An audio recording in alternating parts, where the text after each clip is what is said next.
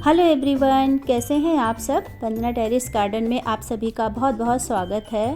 Friends, हमारी दिल्ली में बहुत ही ज़्यादा ठंड पड़ रही है। शिमला मनाली जाने की ज़रूरत नहीं है क्योंकि हमारी दिल्ली में ही शिमला मनाली जैसी ठंड पड़ रही है।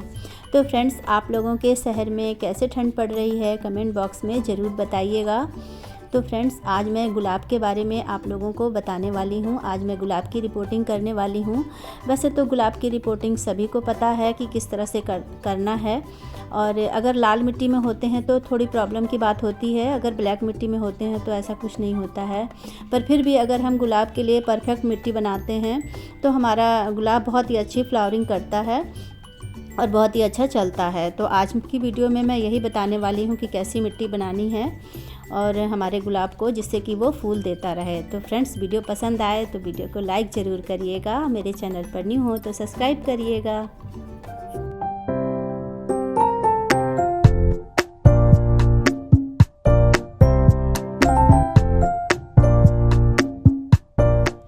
तो फ्रेंड्स, रिपोर्टिंग करने से पहले हमें कुछ बातों का ध्यान रखना होता है। लगाने से पहले हमें अपने प्लांट को पूरा अच्छे से देखिए। और ये देखिए, रेड मिट्टी में लगा हुआ है, ये पूना वाला प्लांट है। तो पहले इसके जो भी सूखे पत्ते हों पीले, वो सभी प्लांट को हमें हटा देना चाहिए। और जो भी सूखे फूल हों, जैसे ये देखिए खिला हुआ फूल है, कली है और साथ में ये सूखा फूल भी लगा है, तो इसे हटा देना है। और जो भी सूखे फूल हों उन सबको हमें कट कर देना है, हटा देना है। और जो साथ में सूखी ब्रांच वगैरह हो उन सबको भी काट पीट करके हटा दीजिए। तो इस तरह से हमारा पौधा, जब भी आप रिपोर्ट करें, जैसे मैं रिपोर्ट कर रही हूँ, इस तरह से मैं अपने प्लांट को बिल्कुल नीट एंड क्लीन कर लूँगी, साफ़ सुथरा कर लूँगी और फिर रिपोर्टिंग करूँगी। तो इस तरह से मैं पॉलीथीन को फाड़ करके और फिर लगाऊँगी प्लांट को। आप चाहें तो ये पॉलीथीन धीरे से निकाल करके और दोबारा भी रीयूज कर सकते हैं। और फ्रेंड्स देखिए, इस तरह से मैं इसमें पानी मैं डाल दी थी पहले, मतलब आधे एक घंटे पहले मैंने इसमें पानी डाल दिया था।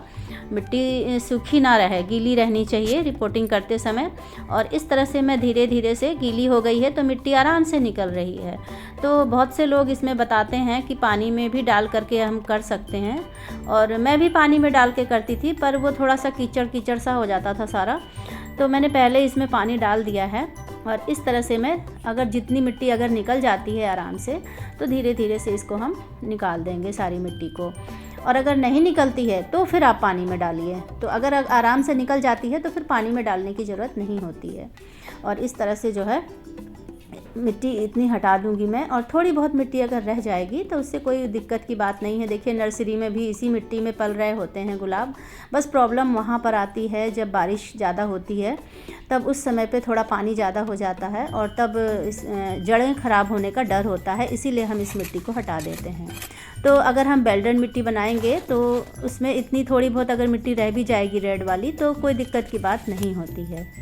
तो देखिए फ्रेंड्स, अब जो इसमें बनाना है हमें मिट्टी, इसकी किस तरह से बिल्कुल बेल्डन मिट्टी तैयार करनी है और एसिडिक मिट्टी तो किस तरह से तैयार करनी है। हमें मिट्टी लेनी है 2 भाग, यानी कि हमें जितनी मिट्टी लेनी है उसका आधी भाग हमें वर्मी कंपोस्ट लेना है। तो ये देखिए, ये मेरे गार्डन की मिट्टी है, और ये मैंने गार्डन की मिट्टी जितनी ली है उसका आधा भाग। अब आप मेरे गार्डन की मिट्टी देखिए कितनी अच्छी और ब्लैक कलर की मिट्टी मेरी हो गई है। तो धीरे धीरे यूज करते करते और इसमें खाद वगैरह मिलते मिलते, पुरानी गार्डन की मिट्टी है तो इसी तरह से ब्लैक हो जाती है। और मैंने आधी जितनी मिट्टी ली है उसकी आधी मैंने वर्मी कंपोस्ट ली हुई है, तो आधा ले लिया है मैंने। और जितना मैंने वर्मी कंपोस्ट लिया है उतना ही मैंने राइस खस लिया हुआ है। तो फ्रेंड्स, राइस खस इसके लिए बहुत ही अच्छी होती है। अगर आपको राइस खस मिल जाती है तो बहुत ही अच्छी बात है। और ये मैंने लिया हुआ है नीम खली, और ये है बोन मील। तो बोन मील हमें गुलाब को बहुत ही ज़रूरी होता है, क्योंकि बोन मील से हमारे मिट्टी में अच्छा कैल्शियम मिल जाता है और गुलाब में फूल बहुत ही अच्छे आते हैं। साथ में मैंने लिया हुआ है ये फंगीसाइड, और ये थोड़ा सा एप्सम सॉल्ट, आधी चम्मच एप्सम सॉल्ट, 1 चम्मच फंगीसाइड। तो इतनी चीज़ें मैंने इसमें मिक्स की हुई है और इन सभी को मैं मिक्स कर लूँगी। तो फ्रेंड्स, राइस खस जो है वो हमारी मिट्टी को एसिडिक बनाता है, और गुलाबों को एसिडिक मिट्टी बहुत पसंद होती है, पर बहुत ज़्यादा एसिडिक भी नहीं पसंद होती है। इसलिए राइस कस जो है वो हमारी मिट्टी में धीरे धीरे डिकम्पोस्ट होता रहता है, तो धीरे धीरे एसिडिक करता रहता है हमारी मिट्टी को, एकदम से नहीं करता है। तो राइस खस ज़रूर मिलाएं। अगर आप जब भी लगाएं तो राइस खस ज़रूर मिलाएं। इससे आपकी मिट्टी भी बहुत ही अच्छी वेल रहेगी और मिट्टी को भी ये धीरे धीरे बाद में खाद भी बन जाती है। और साथ में ये लिया है मैंने माइक्रो न्यूट्रेंट। तो माइक्रो न्यूट्रेंट भी आप डालिए इसमें। अगर नहीं भी है आपको मिलती है तो कोई ज़रूरी नहीं है, मेरे पास थी इसलिए मैंने मिला दी। और अगर आप लेना भी चाहते हैं तो जहाँ बीज वगैरह मिलते हैं वहाँ पर ये मिल जाते हैं माइक्रो न्यूट्रेंट, वहाँ से आप किसी भी ब्रांड का ले सकते हैं माइक्रो न्यूट्रेंट। और ये मैंने लिया हुआ है 12 इंच का गमला लगाने के लिए। ये देखिए पुराना ही गमला है मेरा, ये खाली पड़ा था तो मैं इसी में अपने गुलाब को लगाऊंगी। तो इस तरह से मिट्टी को तैयार कर लेना है। और फ्रेंड्स, अगर इतनी अच्छी रिच मिट्टी आप बनाएंगे तो आपका गुलाब 100% बहुत ही अच्छे फूल देगा। तो देखिए अब इसको जैसे कि नॉर्मली हर प्लांट लगाते हैं उसी तरह हमें पहले नीचे डाल देना है थोड़ा सा मिट्टी, और बस हमें गुलाब को लगाना है। तो गुलाब को लगाने के लिए कोई बहुत ज़्यादा मेथड नहीं होता है, बस कुछ ही बातों का ध्यान रखना होता है जिससे कि गुलाब अच्छे से लग जाता है। तो गुलाब को लगाने के लिए देखिए हमें एकदम से इसमें मिट्टी में नहीं छोड़ना है, बस इसको हमें इस तरह से पकड़ के रखना है और फिर हमें इसमें मिट्टी डालनी है। तो यहाँ पर थोड़ी सी लोग अगर सावधानी नहीं रखेंगे, आप सीधे ऐसे रख देंगे पौधे को और फिर आप मिट्टी डालेंगे तो इससे क्या होगा कि इसकी जड़ें दब जाएंगी। तो जड़ों को हमें दबाना नहीं है, लगाने मतलब छोटी छोटी चीज़ें हैं, अगर आप इनको ध्यान में रखेंगे तो बहुत ही अच्छा प्लांट लगेगा। अब देखिए इस तरह से पकड़ के रखना है और बस इस तरह से मिट्टी डालते जाना है। तो मैं अपने सभी गुलाब के पौधों को या फिर कोई भी पौधा आप जब लगाएं तब ऐसे ही रिपोर्ट करें, तो पौधा बहुत ही अच्छा ग्रोथ करता है, क्योंकि जड़ों को हमें दबाना नहीं है, जड़ों को हमें इसी तरह से डालते जाएंगे और जो भी जड़ होगी धीरे धीरे दबते जाएंगे। तो एक के ऊपर एक जड़ों को नहीं दबना चाहिए, मिट्टी में दब करके मिट्टी में दबना चाहिए। तो ये लगाने का मेथड होता है, बस आपको एक हाथ से पकड़े रहना है और एक हाथ से आप उसमें डालते जाइए। तो बस यही एक तरीका होता है लगाने का। अगर इस मेथड से लगाएंगे तो आपका गुलाब 100% चलेगा। तो बस इस तरह से लगाइए। कुछ बातों का ध्यान हमें रखना पड़ता है और ये कोई छोटी छोटी चीज़ें हैं जो बहुत ही महत्वपूर्ण होती हैं। अगर इनको हम मिस कर देते हैं तो बस फिर पता नहीं लगता, फिर पता चला प्लांट ख़राब हो गया।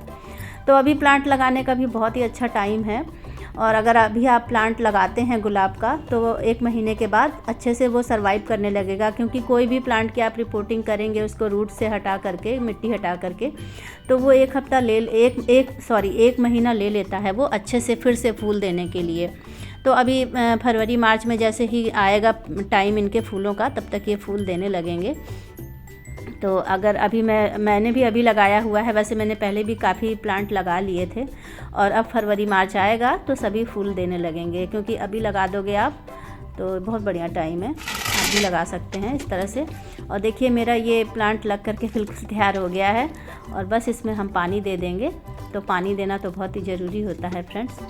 और फ्रेंड्स इसको हम जब लगाएंगे तो अभी तो धूप बहुत ही अच्छी चल रही है, ज़्यादा तेज़ धूप भी नहीं है, तो आप इसको फुल धूप में अभी तुरंत से भी आप रख सकते हैं। सर्दी भी बहुत पड़ रही है, और अभी हो सकता हो कुछ दिनों के बाद इसमें ये जो पत्ते हैं ये भी चले जाएंगे, और इसके बाद फिर न्यू पत्ते की ग्रोथ होगी और फिर उसमें कलियाँ बनेंगी और फूल खिलेंगे।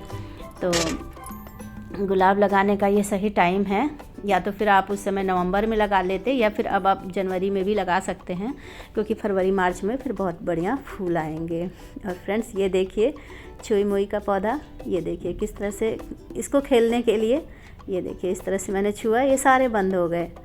तो ये छुई मुई का पौधा है फ्रेंड्स, और जब भी कभी मेरा मन करता है तो मैं इनको ऐसे टच करती हूँ तो ये देखिए कैसे बंद होने लगते हैं, ये देखिए मुरझाने लगते हैं, और बस कुछ ही देर के बाद फिर उसी तरह से खिल जाते हैं।